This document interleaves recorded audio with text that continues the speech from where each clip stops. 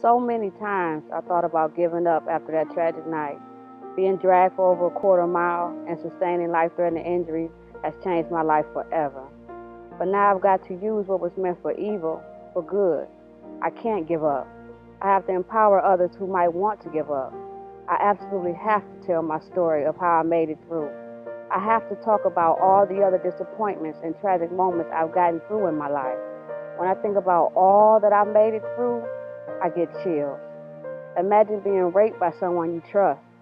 Imagine becoming a young widow with 2 kids after 1 year of marriage. The list goes on, and my will to live does too. My scars tell a story that must be heard. My name is Ebony Canion, and I go by a survivor story. I was actually run over by a car, and I was drugged almost 200 feet with my body folded up under the car. If I did live, I was expected to be a vegetable. I had 4 missing teeth, a fractured jaw. The lower left side of my face was ripped up and had to be sewn back on. My tongue was nearly severed. That needed to be sewn back on.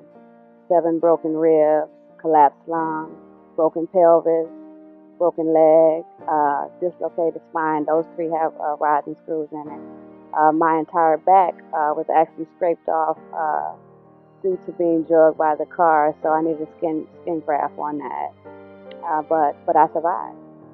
Myself, my sister, and 2 of my cousins, and we went out and we had a great time. And we decided to go back to my sister's house and continue having a good time. And at this moment, my life changed. We got to my sister's house and there was a car in the driveway, and we wasn't expecting anybody to come over, so we were trying to figure out who could it possibly be in the driveway. My sister noticed that she actually knew one of the females that was in the car, and it was her enemy who was actually in the car. And they got to arguing, and in the meantime, I'm trying to tell everybody, just leave it alone. We apologize, everything, just go ahead, it's not worth it. And in the midst of me saying that, one of the females struck me. My family members jumped in, the other females that I was with. And my nephew, he ended up running out of the house and breaking up the fight. And, we thought everything was over with because they went and got in their car. And I'm standing directly across the street from them.